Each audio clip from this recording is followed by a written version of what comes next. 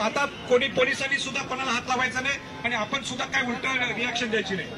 आपल्याला शेवटी कशासाठी आलो आपण की आपण स्मारक पाहिलं आलो.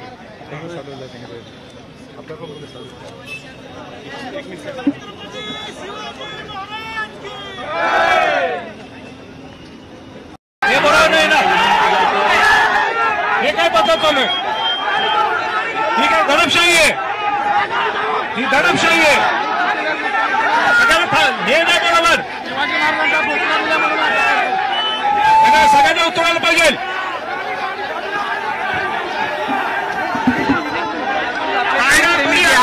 आपल्याला मोठ्या प्रमाणात आक्रमक झालेले आपल्याला पाहायला मिळतात. खरं तर त्यांचा अडवलं जात आहे पोलिसांना. जे शिवप्रेमी आहेत त्यांना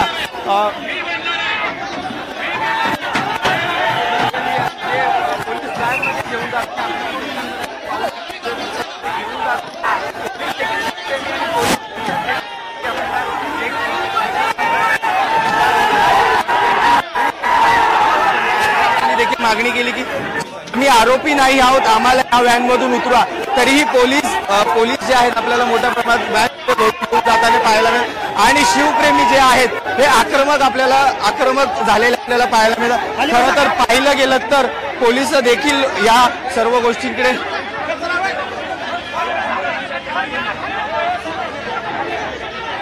आपण पाहू शकतो. पोलीस देखील शिवप्रेमींना धक्काबुक्की करताना आपल्याला पाहायला मिळतं आणि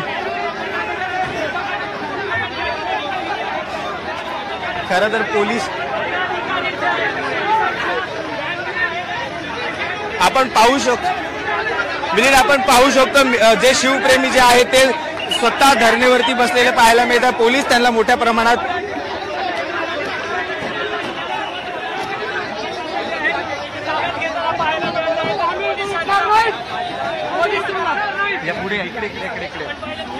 काय भूमिका पोलीस कशा प्रकारे आणते काय? ही दडपशाही चालणार नाही, कारण आम्ही लोकशाही मार्गाने आंदोलन चालू आहे. लोकशाही मार्गाचा अवलंब करत असताना शासनाची दडपशाही आम्ही खपून घेणार नाही. एक तर तुम्ही 8 वर्षामध्ये कुठलंही काम केलं नाही. आम्हाला लोकशाही मार्गाने ते पाहणी करण्याचा पूर्ण एक नागरिक म्हणून, एक शिवप्रेमी म्हणून अधिकार आहे. तर आम्ही केंद्र शासनाचा इथं धिक्कार करतो. खरं तर संभाजीराजेंनी देखील अशी मागणी केली पोलिसांकडे की आम्ही आरोपी नाही आहोत, आम्हाला गाड्यांमधून उतरा. त्याच्याकडे कसं बरोबर, कारण आम्ही लोकशाही मार्गाने आंदोलन फक्त काय करतोय, भूमिपूजन जलपूजन झालंय ते पाहण्यासाठी सर्व शिवभक्त जात आहेत. तरी अशी दडपशाही आम्ही खपून घेणार नाही. अहिंसाच्या मार्गाने शिवप्रेमींना महाराजांच्या पुतळ्यासाठी आम्ही चाललोय. आम्ही काय आतंकवादी नाही आहेत. आमच्यावर अन्याय केला जातोय, दडपशाही केली जाते. पकडून आम्हाला गचंड्या पकडून आतमध्ये टाकलं जातंय. त्याच्यामुळे या सरकारचा जाहीर निषेध, याच्यावर आंदोलन झालं नाही. ही दडपशाही कधी रोखल्या जाणार नाही. आम्ही धिक्कार करतो या सरकारचा. धिक्कार आमचे साधे बोलणं सुद्धा ऐकून घेतले नाही. आम्ही अटक करण्यात आलेली काही कारण नसताना शांतताने मोर्चा निघाला होतो. पण मात्र गृहमंत्र्यांनी तात्काळ निर्णय घ्यावा आणि ते जनाक्रोश महाराष्ट्रात उचलेल याची प्रक्रिया महाराष्ट्रात घ्यावी. पाहू शकतो कार्यकर्त्यांना जे शिवप्रेमी आहेत त्यांना देखील घेऊन जाताना आपल्याला पाहायला मिळतं. संभाजीराजे हे देखील संबोधित करताना आपल्याला पाहायला मिळत आहे. नक्की काय शिवभक्त जे आहे मोठ्या संख्येने येते उपलब्ध आपल्याला म्हणजे सर्व घटनास्थळी आहेत. पाहूयात.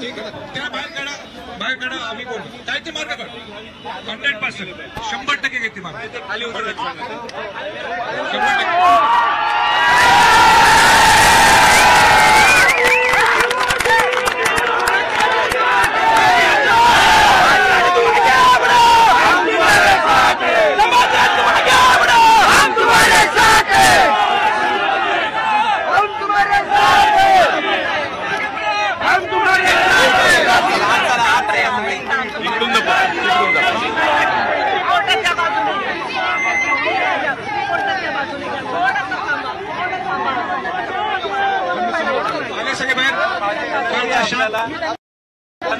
मी सांगतो आता सगळ्यांनी शांत राहायचंय, सगळ्यांनी शांत राहायचंय.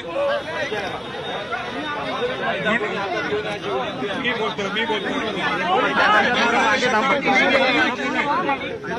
डीसीपी मुंडेजींनी मी सांगितलं त्यांनी ऐकले म्हणून सगळ्या शिवभक्तांनी शांत राहावं. माझी भूमिका तुम्ही समजून घ्यावं. आम्ही कुठलं आंदोलन करण्यासाठी इथं आलो नाहीये. कोणी बोलू नये. आम्ही आंदोलन करण्यासाठी इथं आलो नाहीये. या प्रतिकात्मक आंदोलन असं तुम्ही म्हटलं तरी चालेल, पण ते आंदोलन नाहीये. खऱ्या अर्थाने छत्रपती शिवाजी महाराजांच्या पुढे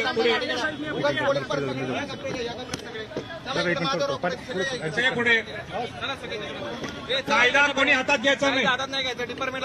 रोड चालू ठेवा. माझी पहिल्या दिवसापासून भूमिका ही आहे, कायदा कोणी हातात घ्यायचा नाही.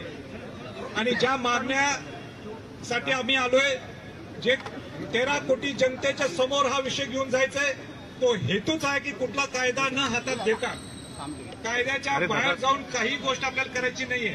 आणि मी माझ्या बोलण्यात तुम्हाला ते दिसून येईल. गडकोट किल्ल्यांसाठी ते आपले जीवन स्मारक आहे. शिवाजी महाराजांनी हिंदवी स्वराज्य जे निर्माण केलं, ते जीवन स्मारक जीवित राहावेत म्हणून माझा 15-20 वर्षापासून हा माझा प्रयत्न आहे. मी माझी प्रशंसा करत नाही, पण खरी परिस्थिती ही सुद्धा आहे. दुर्गराज रायगड किल्ला याला सरकारला बी भाग पडलं आणि तिथं रायगड प्राधिकरण स्थापन झालं आणि 75 वर्षात पहिल्यांदा आयुष्यात भारताच्या स्वातंत्र्याच्या नंतर रायगड किल्ल्याचं संवर्धन जतन सुरू झालं. ह्याच्यावरच तुम्हाला दिसून येते, ह्याच्यावरच तुम्हाला दिसून येईल की संभाजी छत्रपतींची प्रामाणिक भावना किती आहे. नंबर 2, मुंबईत ही देशाची आर्थिक राजधानी आहे आणि मुंबईत एक मोठं स्मारक व्हावं ही त्यावेळी सगळ्या पुढाऱ्यांची इच्छा होती. याचं मी कौतुक करतो. पूर्वी पहिल्यांदा जर कोणी घोषणा केली असेल ते राजश्री छत्रपती शाहू महाराजांनी केली. राजश्री छत्रपती शाहू महाराजांनी इच्छा व्यक्त केली मुंबई महानगरपालिकेकडे की मुंबई महानगरपालिकेच्या समोर तिथं छत्रपती शिवाजी महाराजांचं स्मारक उभा राहावं. त्याचा पूर्ण खर्च हा मी माझ्या करवी संस्थांच्या दरबारमधनं करेन. पण त्यावेळीची राजकीय परिस्थिती काय झाली, काय घडलं, त्याच्यात मला खोल जायचं नाही, ते गेलं नाही पुढं. नंतर अनेक लोकांनी आपल्या भावना व्यक्त केल्या की मुंबई सारख्या ठिकाणी इथं शिवाजी महाराजांचं एक भव्य जे जग पाहिल असं इथं स्मारक व्हायला पाहिजे. गडकोट किल्ले तर जीवित स्मारक आहेत त्यांचे. पहिल्यांदा सुशीलकुमार शिंदे यांनी घोषणा केली 2010 मध्ये. त्यावेळीचे तत्कालीन मुख्यमंत्री अशोकराज चव्हाणांनी सांगितलं इथे शिवाजी महाराजांचं स्मारक व्हायला पाहिजे. त्यांच्या जाहीरनाम्यात घेतलं. नंतर काय झालं, विषय गेला पाण्यात, विषय झाला डायल्यूट. आणि 2014ला भाजपने त्यांच्या जाहीरनाम्यात घेतलं की शिवस्मारक आम्ही अरबी समुद्रात तिथं उभा करणार. 2016ला बरोबर बघा, मुंबई महानगरपालिकेच्या निवडणुकीच्या अगोदर ते साधून घाई गडबडीने पण तिने देशाचे पंतप्रधान नरेंद्र मोदीजींच्या हस्ते ते जलपूजन केलं. ज्यावेळी नरेंद्र मोदी एक पंतप्रधान जलपूजनला येतात याचा अर्थ काय की तुमच्या परमिशन सगळ्या 100% पाहिजे, त्याशिवाय कुठलाही पंतप्रधान येत नाही. पंतप्रधानांनी जलपूजन केलं. त्या जलपूजनाला मी स्वतः हजर होतो. मला आनंद वाटला, मला कौतुक वाटलं की खरोखरच गडकोट किल्ल्याचं ठीक आहे रेंगाळलंय, ते व्हायलाच पाहिजे. त्याच पाठोपाठ जर इथं शिवाजी महाराजांचं एक भव्य स्मारक उभा राहत असेल, जसं सरदार वल्लभभाई पटेल यांचं स्मारक उभं राहिलं गुजरातमध्ये. मला तुलना करायची नाही, पण शिवाजी महाराज हे देशाचं दैवत आहे आणि शिवाजी महाराजांचं जर इथं स्मारक होत असतं त्याचं कौतुक व्हायला पाहिजे. पण 2016ला जलपूजन झालं, एक समिती सुद्धा स्थापन झाली, LNTला कॉन्ट्रॅक्ट दिला गेला. मला सांगा त्याच्यानंतर काय झालं? मी विषय हातात घेतला परत. मी वेळोवेळी त्यावेळीचे मुख्यमंत्री तत्कालीन देवेंद्र फडणवीस यांना सांगितलं, विचारपूस केली. त्यानंतर तत्कालीन महाविकास आघाडीचे मुख्यमंत्री उद्धव ठाकरेंची माझी चर्चा झाली. त्याच्यानंतर आता एकनाथ शिंदेजी आणि आताचे उपमुख्यमंत्री देवेंद्र फडणवीसची चर्चा झाली. त्यांना विचारलं का तुम्ही सुरू करत नाही? सगळ्यांचं उत्तर एकच, जे उत्तर मला डायरेक्ट दिलं नाही पण दुसरीकडे कळालं की ते पर्यावरणचे काहीतरी प्रॉब्लेम आलेले आहेत, काहीतरी अडचण निर्माण झालेली आहे, कोर्टात विषय गेल्यामुळे आम्हाला पुढं काय करता येत नाही. माझा प्रश्न आहे, सगळ्या पुढाऱ्यांना प्रश्न आहे, प्रामुख्याने या सरकारला प्रश्न आहे. तुमचं केंद्रात सरकार आहे, तुमचं राज्यात सरकार आहे, तुम्हीच घोषणा केली, तुम्हीच जलपूजन केलं आणि ते काही किरकोळ माणसाचं जलपूजन केलं, किरकोळ माणसाचं स्मारक नाहीये, ते छत्रपती शिवाजी महाराजांचं अरबी समुद्रात 2800 कोटी रुपये जाहीर केले होते त्यावेळी, त्याचं जलपूजन केलं आणि जलपूजन केल्यानंतर एक समिती स्थापन केली, LNTला कॉन्ट्रॅक्ट दिला. आज तिथं काय झालंय हे आपल्याला माहित नाहीये. आता मी स्वतः जलपूजन करण्यासाठी गेलो, मी अभिवादन शिवाजी महाराजांना केलं, पण माझी इच्छा आहे ना, एक 13 कोटी महाराष्ट्रातल्या जनतेला समजायला पाहिजे नेमकं शिवाजी महाराजांच्या अरबी समुद्रात तिथं स्मारक झालं आहे काय नाही, आणि झालं असेल तर आम्ही जाऊन सगळे शिवभक्त जाऊन अभिवादन करू. हे काय मला पोलिसांना विचारायचं आहे. एक मिनिट, कायदा हातात, आपण कायदा हातात घेतोय का? अजिबात नाही. कायदा हातात घ्यायचाय का? नाही. मुळीच घ्यायचं नाही. इथं डिजिटल बोर्ड लावले. नाही मुंडेजी, मी हे राजकीय भाषण नाहीये, नाही बोलू नका, तुम्ही सुद्धा नाही बोलायचं, पुढे नाही बोलायचं, हे राजकीय भाषण नाहीये, हे माझं त्या घरात माझा जन्म, माझा अधिकार आहे थोडं बोलायचं.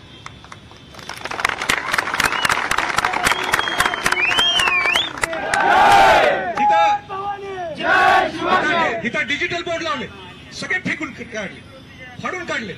बाकी सगळ्या पक्षाचे डिजिटल बोर्ड चालतात. त्या जो व्यावसायिक आहे त्याला धमकी, त्या बांद्र्याला ते कुठलं पोलीस स्टेशन खेरेवाडीमध्ये तो गुरोपी आहे, तो त्या व्यावसायिक जो आहे त्याला पकडून, त्याचा काय संबंध आहे विचारलं, त्याला कॉन्ट्रॅक्ट मिळालंय, त्याला पकडून मारलं. त्याला म्हणतात अरे भाजपचं सरकार आहे, तू कसं लावतोस? इथं बोटवाला आहे, याचं माझ्याकडे रेकॉर्ड आहे, तुम्ही म्हटलं तर रेकॉर्डिंग मुंडेच ऐकू शकतो, मुंडेजी तुम्हाला ऐकून. तर ते इथं बोटवाल्यांचा त्याला फोन, इथला जो कोण अध्यक्ष, अरे तू बुकिंग कसं केलंस, तू बुकिंग कसं केलंस, तुला माहिती आहे काय कोणाचं सरकार आहे? तू जर स्वराज्याच्या इतर इथं कार्यकर्ते आत आले बोटीत तर तुझ्या परवाना रद्द. ही कसली हुकुमशाही आहे? ही कसली दडपशाही आहे? बोलत नाही मध्ये. मग हे टोचणार नाही मला, माझा अधिकार नाही का सगळ्यांना घेऊन जाऊन नुसतं बघून यायचंय, आपल्याला फेरफटका मारायचं, अभिवादन करून यायचंय? ह्याच्यात कुठं गुंडशाही आहे? ह्याच्यात कुठं कायदा हातात घ्यायचाय? बर, व्होटवाल्यांना सुद्धा काय सांगितलं आम्ही, पत्रकार बंधूंना तुम्ही नोट करा की जिथं लाईन आहे, जिथं बोटी पलीकडे जाऊ शकत नाही तिथं मुळीच जायचं नाही जायचं तिथं मुळीच, कारण का कायदा आम्हाला हातात घ्यायचा नाही. आम्ही दुर्बीननी बघू, दुर्बीनमध्ये बघून आम्ही त्यांचं शिवाजी महाराजांना अभिवादन करू. आता ह्याच चुकीचं, 5000 तिकीट काढले आम्ही, 5000 तिकीट काढले. बोटवाल्यांनी सांगितलं 5000 लोक येणार नाहीत, तिथं 2-2.5 हजार लोकच आम्ही आत घेऊ सुरक्षेच्या दृष्टिकोनात. हे सुद्धा चुकीचं आहे का? आता पोलिसांचं म्हणणं आहे, काय म्हणणं आहे ते मी ऐकून घेतो, पण जे काय म्हणणं होईल, पण तुम्हाला सुद्धा माझ्या सूचना आहे, आपल्याला शेवटी इतर लोकांना सुद्धा कुठे त्रास होऊ नये. आपण शिवाजी महाराजांचे शिवभक्त आहोत. आम्हाला एकच दाखवायचंय, 13 कोटीतल्या महाराष्ट्राला लोकांना दाखवून द्यायचंय की नेमकं स्मारक कुठं आहे. त्या स्मारकाचं अभिवादन करण्यासाठी तर आम्हाला जायला परवानगी पाहिजे. तिथं सुद्धा आम्ही काही गुन्हेगार आहोत का? काय याच्यात मी काय गुन्हेगार केली, काय गुंडगिरी केली आहे, काय कायदा हातात घ्यायला लागलोय? हा माझा प्रश्न आहे सगळ्या सरकारच्या मंडळीला, हा माझा प्रश्न आहे ह्या पत्रकारांना. काय चुकीचं आहे त्यांनी सांगावं. हो, मी कायदा मोडायला लागलोय, हितनं परत जातो मी. इथं परत जातो. शिवाजी महाराजांना अभिवादन करत नाही. मग त्यांनी सांगावं, सरकारने सांगावं की नाही संभाजी छत्रपती तुमची भूमिका चुकीची आहे. तुम्ही लोकांना भडकवायला लागलेले, तुम्ही राजकारण करायला लागले. अनेक लोक मला म्हटले अहो तुम्ही आत्ताच निवडणूक आली म्हणून तुम्ही करायला लागलाय का? अहो ज्यावेळी स्वराज्य पक्ष आत्ताच स्थापन झालाय या 8 दिवसाच्या अगोदर, त्याच्या अगोदर कोणी भूमिका घेतली? मी होतो. गडकड कल्याणसाठी भूमिका कोणी घेतली? हा संभाजी छत्रपती संभाजी महाराज. हा पट्ट्या संभाजी छत्रपती नुसता दुर्गराज म्हणजे दुर्गांच्या बरोबर बोलतो. कोण बोलत नाही? सगळ्या मतासाठी. कारण ह्यात मतं मिळत नाही म्हणून कोण आवाज उठवत नाही. मीच आवाज उठवायचा. जागतिक वारसा हक्काचे लोक आलेत ना आता, हे कोणी आणले? सरकार म्हणून असं आम्ही आणले असते, पण त्याचे पुढाकार कोणी घेतला? ते शिखा जैन मॅडम जे त्यांच्यावर फिरायला लागलेत, युनेस्कोचे त्या आयकॉमॉसचे उपाध्यक्ष आहेत, त्यांना आणलं कोणी? भारतात पहिल्यांदा, भारतात नाही आपल्या महाराष्ट्रात या संभाजी छत्रपती या पट्ट्याने आणलं.